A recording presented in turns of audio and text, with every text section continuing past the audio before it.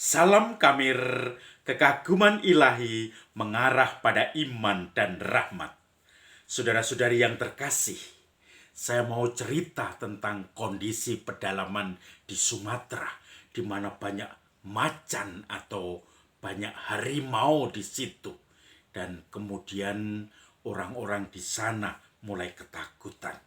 Suatu saat di kampung, sebuah kampung di tengah hutan, ada seorang yang anak muda yang hebat. Dia berani menanggung segala kemungkinan dan resiko untuk menyelamatkan nyawa banyak orang. Kebetulan di kampung itu banyak sekali harimau yang masuk ke kampung-kampung karena kelaparan. Mereka mengganggu untuk makan apa saja yang menjadi milik dari para penduduk di situ. Kambing, sapi, bahkan juga anjing-anjing ataupun ayam semuanya dimakan. Dan salah satunya adalah macan yang sangat serakah. Wah, aku akan makan semua yang ada di depanku. Bahkan anak-anak yang tidak mau masuk rumah akan saya makan. Anak-anak pun akan dimakannya karena harimau itu serakah sekali. Ha! Siapa yang mau melawan aku? Sampai taring-taringnya tidak pernah kering dari darah-darah. Karena dia selalu makan apa saja yang ada darahnya.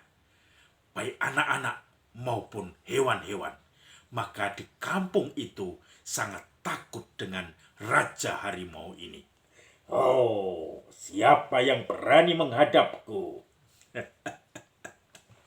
Saudara-saudari yang terkasih, saya sering memberi beberapa materi training atau pelatihan untuk drama, teater rakyat, kemudian juga storytelling, public speaking, dan seterusnya. Karena apa? Karena oleh dulu pimpinan saya, walaupun saya Romo, tetapi saya belajar teater. Tidak hanya kursus, tidak hanya 1-2 bulan, bahkan 6 bulan, tidak. 2 tahun disuruh mengambil program Master S2 untuk teater. Maka saudara-saudari yang terkasih, saya biasa dengan segala macam omongan seperti itu. Saya biasa dengan menirukan macan, menirukan suara hewan, menirukan orang lain. Bisa juga kalau di Bali mengatakan, peraturan-peraturan di sini kita harus semua taati. Kalau tidak taat peraturan-peraturan di sini, kita semua akan kena akibatnya. Maka saudara-saudari sekali terkasih, peraturan harus ditegakkan. Itu kalau Bali. Maka saudara-saudari yang terkasih, saya mendalami seni pertunjukan walaupun tidak pandai benar. Tetapi yang menarik, salah satu pelajaran itu adalah ada yang namanya teater tiba-tiba atau impromptu teater. Teater impromptu. Itu adalah teater yang simple untuk pendidikan atau pendidikan masyarakat umum, pemberdayaan atau penyadaran. Jadi misalnya di suatu taman kota, di kota itu banyak orang yang tidak peduli pada kebersihan. Semua sampah dibuang begitu saja. Maka dulu waktu saya lakukannya, saya menyiapkan 3 orang, kita berempat itu kita acting semua.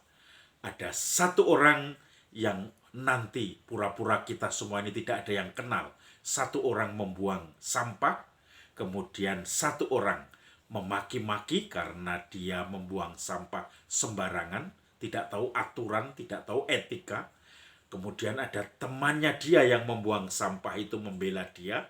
Kemudian ada 1 orang lagi yang membela tokoh yang mengkritik tadi, tetapi lebih halus.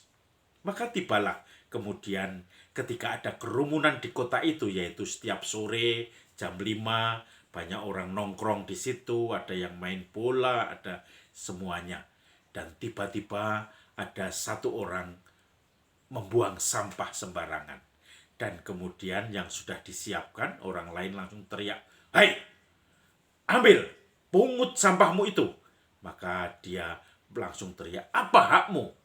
Kamu tidak tahu ini tempat umum, ini public space. Harus steril dari kotoran-kotoran. Jangan dikotori orang-orang seperti kamu ini, tidak punya etika." Lalu dia teriak-teriak, "Kamu sembarangan nuduh, hajar kamu." Mereka seakan-akan mau berantem. Kemudian datang juga pembantu dari orang yang buang sampah itu. "Apa urusanmu? Kenapa kamu ngurusi orang lain? Urusi kamu sendiri. Orang lain juga banyak membuang sampah sembarangan." Lalu pembela yang melarang membuang sampah itu juga datang. "Apakah kalau kamu merasa banyak orang buang sampah sembarangan, kamu juga boleh? Kamu tidak merasa melanggar karena banyak orang melanggar? Apakah aturan atau etika itu bisa dilanggar karena banyak orang mayoritas yang melanggar dan minoritas yang mengingatkan?" Tidak betul itu. Maka begitu ramai mulai teriak-teriak, mulai maki-maki, banyak orang mulai kerumunan itu berkumpul mendengarkan mereka, mengamati mereka, melihat bagaimana mereka bereaksi. Ada yang bereaksi malu, ada yang bereaksi ini itu, dan seterusnya. Teater impromptu namanya, untuk pendidikan umum, kalayak rame yang instan dan mudah sekali. Saudara-saudari yang terkasih, Injil hari ini juga berbicara tentang Yesus yang mengingatkan masyarakat banyak. Ingat, sebelum turun air bahtera Nuh, maka banyak orang yang kawin dan dikawinkan, makan dan minum, pesta pora. Mereka tidak menyadari bahwa drama teater itu sudah mulai, yaitu air bah itu. Mereka tidak menyadari bahwa rencana penyelamatan Tuhan dalam rupa seperti drama itu sudah mulai.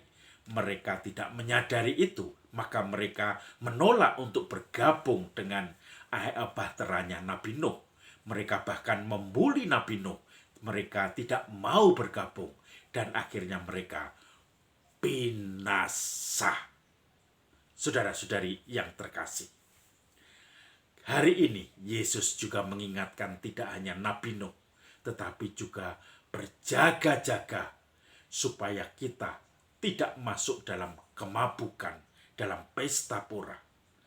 Sebelum semuanya terjadi, banyak orang kawin dan dikawinkan. Banyak orang melakukan pekerjaan dengan kesibukan sehari-hari. Tetapi pada saat akhir zaman itu, maka ada orang yang kalau ada satu menghilang, satu akan diambil dan satu lainnya akan ditinggalkan. Kalau ada satu yang menenun, yang satu akan ditinggalkan, yang lain akan diambil. Saudara-saudari yang terkasih, dalam Advent yang pertama ini, bacaannya adalah berjaga-jaga dan juga Nabi Nuh sebagai peringatan bagi kita semua. Maka kita menyadari bahwa sebetulnya kita ingin mencoba berjaga-jaga, menantikan Advent dari kata Adventus, yaitu kedatangan, menantikan kedatangan Mesias, bukan dengan ketakutan, tetapi dengan berjaga-jaga, penuh simpati, penuh harapan bahwa Tuhan akan datang. Kita sudah masuk di dalam drama sejarah keselamatan Allah di dalam hidup kita. Kita sudah dimasukkan di dalam Advent, persiapan Natal, Kristus datang, Mesias menyelamatkan kita. Maka kita perlu mengikutinya dengan harap-harap cemas, kangen dengan segala yang kita inginkan. Saudara-saudari yang terkasih, dulu saya ketika frater novis masih sering ditugasi untuk naik gunung. Karena naik gunung itu bisa mendidik kita untuk mengenal diri kita sendiri. Seperti apa karakter kita, Apakah masih egois, tidak peduli pada orang lain, pada saat capek memikirkan diri sendiri, pada saat capek mikir makan sendiri, jalan sendiri, padahal banyak teman yang perlu ditolong. Maka sebelum naik gunung, semua frater itu akan selalu latihan. Latihan jalan di tempat, latihan lari di tempat, latihan naik turun tangga, latihan sedikit jalan cepat. Pokoknya fisik diolah supaya nanti pada saat naik gunung sesuatu yang menyenangkan terjadi. Saya bisa mengolah diri saya. Ternyata sudah ada kemajuan-kemajuan itu yang diharapkan. Maka saudara-saudari yang terkasih, penantian kita adalah penantian seperti itu. Menantikan Natal kehadiran Tuhan dalam Advent ini adalah penantian yang penuh harap. Bukan yang menjemukan, menakutkan, mencemaskan, tetapi penantian yang menggembirakan, yang membuat kita semangat untuk persiapan, yang membuat kita semangat untuk pendalaman dengan bahan-bahan Advent kita, yang membuat kita semangat untuk berbuat baik bagi orang lain, untuk berbagi, untuk berderma, untuk segalanya, bagi kebahagiaan dan kegembiraan semakin banyak orang. Maka ada aksi Natal di paroki-paroki, di stasi atau lingkungan. Ada aksi untuk membela, untuk membantu orang lain. Ada aksi untuk mendoakan orang lain. Ada aksi untuk berbagi. Semua itu dalam konteks berjaga-jaga.